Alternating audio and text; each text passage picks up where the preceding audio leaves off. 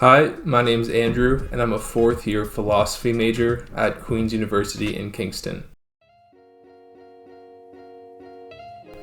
So when I went off to Queen's, I actually had no idea I wanted to do philosophy. I enrolled in general arts and science at Queen's, and I took a bunch of different courses in first year.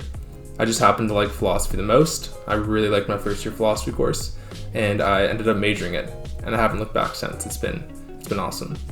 In terms of pros and cons of the program, there's quite a few. I think that it's a degree that will open you up to a lot of incredible perspectives, ideas, arguments that will honestly change the way you look at the world. In philosophy, we talk about the nature of reality, the nature of goodness, how we appraise beauty, what freedom is. So it's a discipline where you definitely analyze concepts and ideas that you just don't anywhere else, which is one of the reasons why I love it so much. In terms of cons, there are a couple as well. Philosophy is pretty hard, and I would say in terms of other arts and humanities degrees, it requires a really specific style of writing to do really well, and that's definitely a skill that comes, but the learning curve can be pretty steep. Beyond that, I would say that philosophy just has really dense readings that can be confusing and hard to get through. So if you do philosophy, make sure that you like reading and you're willing to read something a couple times to make sure you really understand it. In terms of the culture in Queen's philosophy, I'd say it's more or less not noticeable. Philosophy majors aren't a super close-knit group, so I don't really know a lot of other philosophy majors, to be honest.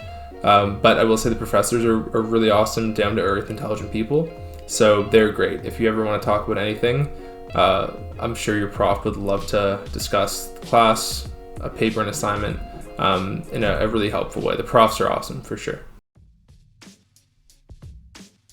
So if you do philosophy, you will likely learn in the lecture style. So most philosophy classes will be just a professor and a lot of undergrads sitting in a room, and the professor will lecture on whatever topic you guys are learning or discussing that day. What's cool about philosophy is there's a lot of back and forth. So the professor will ask a question to a student, the student will respond, and you get into some really cool arguments and discussions with both the professor and some of your other classmates. It can be pretty slow paced because you need a lot of time to unpack each idea. So each class moves pretty slowly, I will say. But the ideas are super interesting, and if you like what you learn, you're going to be engaged the entire time. So to get into Queen's General Arts and Science, which is the overarching program that I'm in, you need a minimum of a 75% average coming out of high school. And that sounds pretty doable, but I will say that to secure a spot, you probably want a mid to high 80 average, just because I know the average entry GPA for my year was much higher than a 75. In terms of philosophy, how it works at Queen's is I did my first year in general arts, and then in my second year, I applied to be a philosophy major. So for GPA requirements, you need at least a 0.7 cumulative average in your first year, as well as a B- in any first year philosophy course, which is very doable as long as you work hard. So after school, philosophy majors tend to do a massive, wide array of things for jobs. They do business, marketing, advertising, journalism, policy writing. It's really such a broad degree that people do all sorts with it. But I'd say that most philosophy majors tend to do more school. They either do a professional degree or they'll do a master's in philosophy and pursue academia. Personally, I want to be a lawyer. I want to pursue law school, and fun fact, philosophy majors actually score highest out of any major on the LSAT, which is pretty cool. And I think but it is a degree that can prepare you for all sorts of different disciplines and fields. For example, Peter Thiel, co-founder of PayPal, was a philosophy major, and so was Beverly McLaughlin, a former justice on the Supreme Court of Canada. So really a philosophy degree can take you to all sorts of fields because it's a really broad degree that gives you really general skills.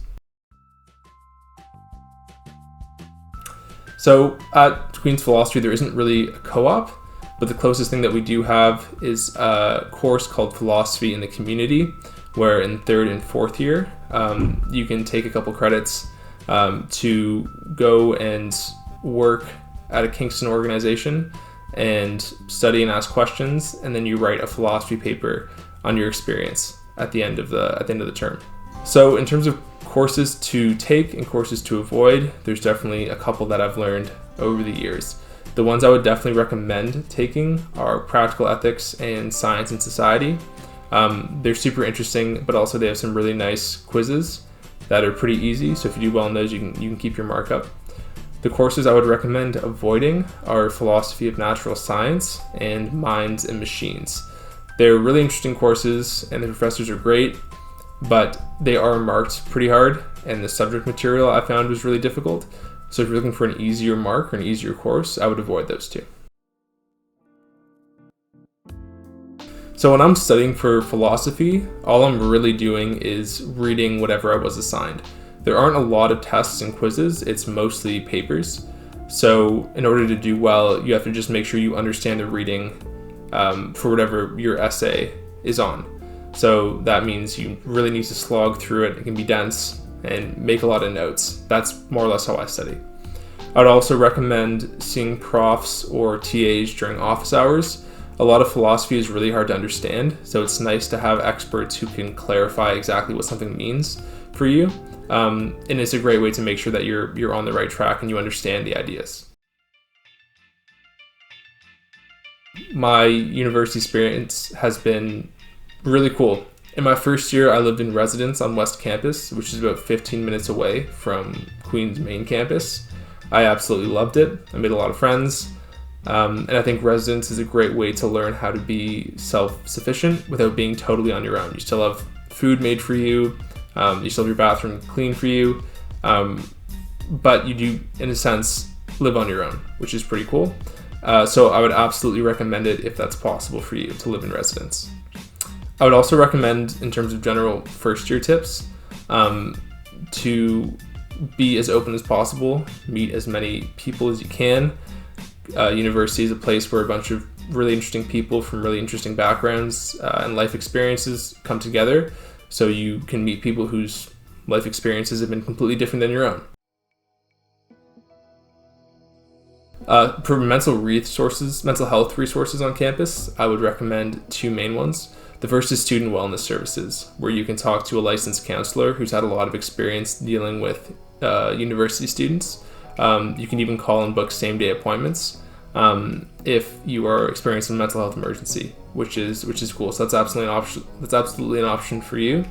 There's also something called the Peer Support Center, which is a volunteer service run by students, where you can go in and talk to another student about whatever problems you have going on. Even if you want to vent, if you want to be comforted, the other student will be there for you, and it's completely non-judgmental and confidential. So that's another great resource I would definitely recommend. I would say stay on top of your sleep schedule. It's really easy at university to get off track, start going to bed really late and getting up really late. But I find that I've done the best at school when I've been on a consistent sleep schedule. I feel healthy, I feel well rested, and I feel like I can do better in school. Beyond that, I would also say to make sure you buy a calendar. I was not the most organized student in high school, and I found that in university there's just too many tests and assignments and deadlines that you need a calendar to stay on top of it, or you will fall behind and you will forget something. So either make a Google Calendar or go and buy one from the campus bookstore, but organization is super, super important. Good luck. University is an awesome place. You make experiences and memories for the rest of your life. And yeah, go to class, try hard.